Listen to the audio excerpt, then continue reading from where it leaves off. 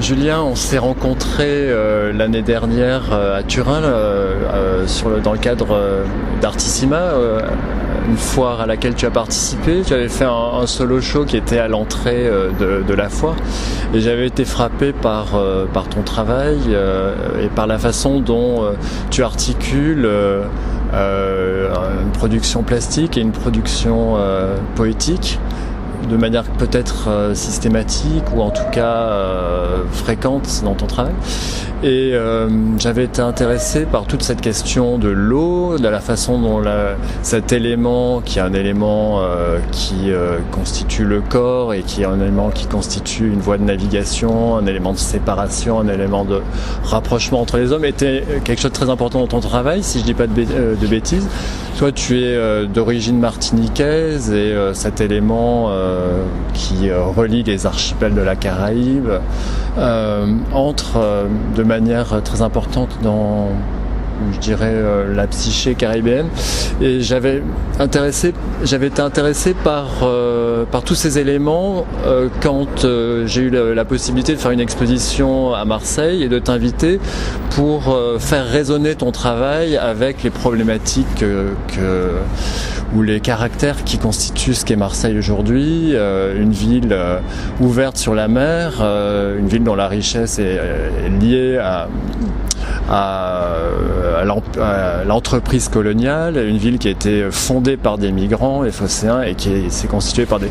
successions de couches de migration. Et donc tu as fait un projet à Marseille qui s'appelait Eau de Phocéa d'Atandalga, qui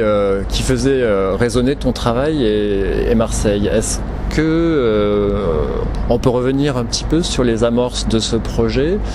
notamment cette image que tu avais choisie, qui évoque le vis-à-vis entre Marseille et Alger, Marseille et l'Algérie? Je crois que je voulais une fenêtre sur un ailleurs. Je voulais qu'on puisse être à Marseille et qu'en même temps on puisse penser à ce qu'il y a de l'autre côté de l'eau, de l'autre côté de la mer, qu'est-ce qu'il y a de l'autre côté de la rive, sur l'autre rive, la rive d'en face. Et du coup, c'est vrai que Marseille est une ville cosmopolite et c'est en ça que le projet et ton invitation étaient intéressantes parce que moi je pouvais en tout cas injecter des ailleurs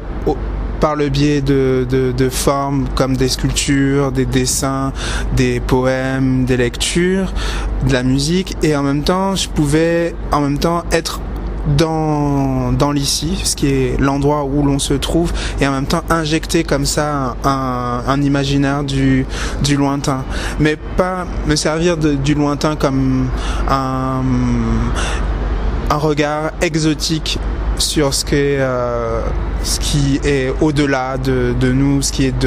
au-delà de la mer, et du coup c'est là que ça résonne avec outre-mer, puisque c'est ce que ça veut dire de l'autre côté de la mer, et en même temps tous les autres côtés de la mer me parlent parce que je pense que il y a eu ce terrible rapprochement des mondes, des terres, des civilisations avec la colonisation, et qu'aujourd'hui on passe à un autre système, mais qui est marqué aussi et qui est stigmatisé par le passé. Donc du coup c'était aussi intéressant de voir comment à Marseille on peut se servir de toutes ces questions et voir comment on peut se servir de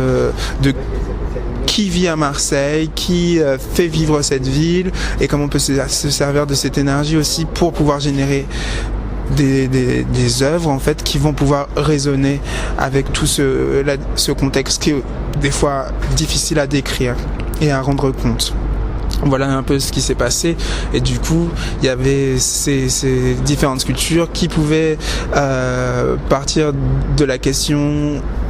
marine, ultramarine, qui pouvait passer par la question de la néocolonisation ou du capitalisme par des questions entrepreneuriales, et là on ciblait une entreprise automobile française qui construit des voitures en Algérie. On pouvait aussi se servir aussi des relations avec des choses qui ont été utilisées maintes et maintes fois dans l'histoire de l'art, comme la bouteille de coca, mais qui là était utilisée pour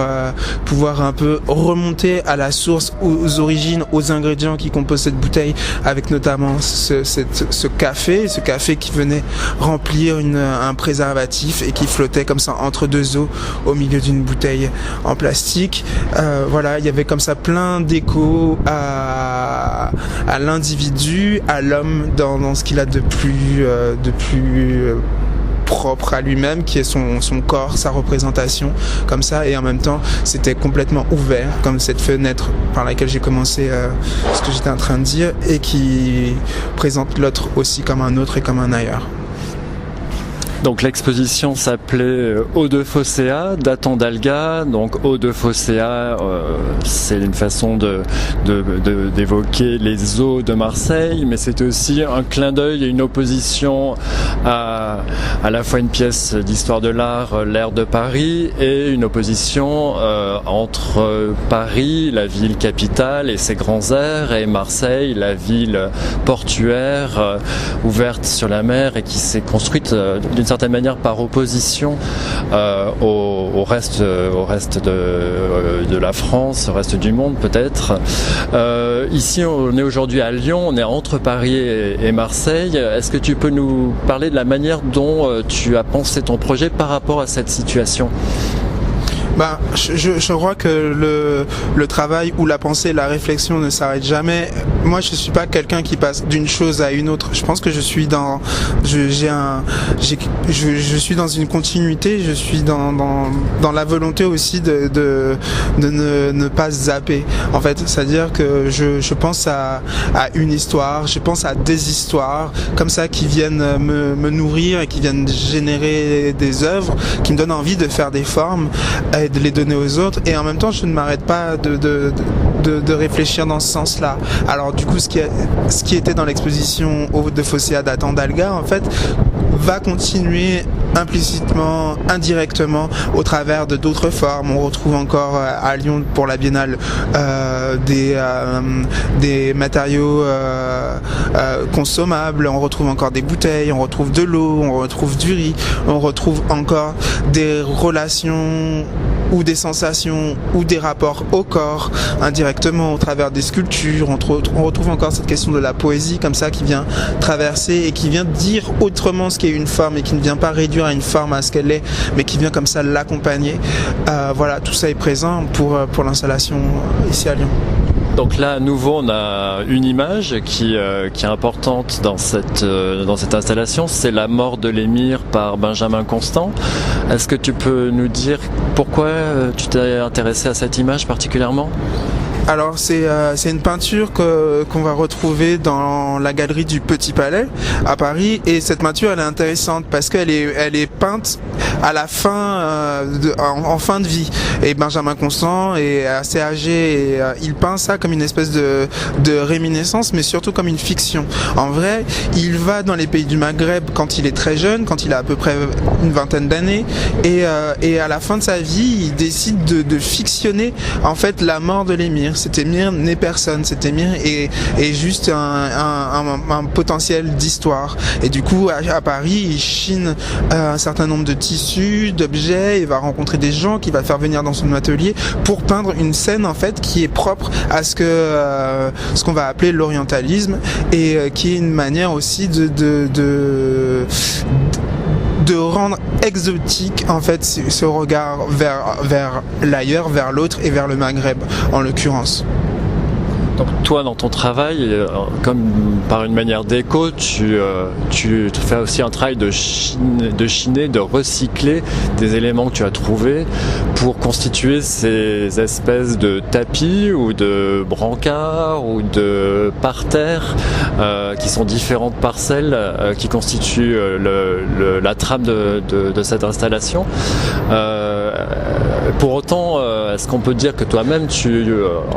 portes un regard exotique, ou est-ce que tu désamorces une forme d'exotisme qu'il peut y avoir dans le regard dans ton travail ? En vrai, hélas, l'autre est toujours autre, et à partir du moment où on se trouve dans une grande ville européenne comme Lyon, Marseille ou comme Paris, on est toujours confronté à ce regard de l'autre, mais l'autre qui est en pleine migration ou qui est perçu comme étant un migrant, ou l'autre qui atterrit sur ces territoires par le biais de l'histoire et qui n'est pas toujours une belle histoire. Je crois pas que ça soit une exotisation en fait de l'autre ou de ces sujets. Je pense que ces sujets, ils font partie de nous, ils font partie de nos questions actuelles et quotidiennes, et on le voit très bien avec des choses qui peuvent être traumatisantes, comme des individus d'origine. Et voilà, et on en revient à stigmatiser aussi le passé de génération en génération d'un certain nombre d'individus, en disant qu'ils seraient pas vraiment d'ici, en disant que ils ont une histoire comme ça qui les relie à un passé lointain, et que malgré eux ils seraient encore dans ce héritier de ça, et qu'ils pourraient pas être des individus vivant dans l'ici.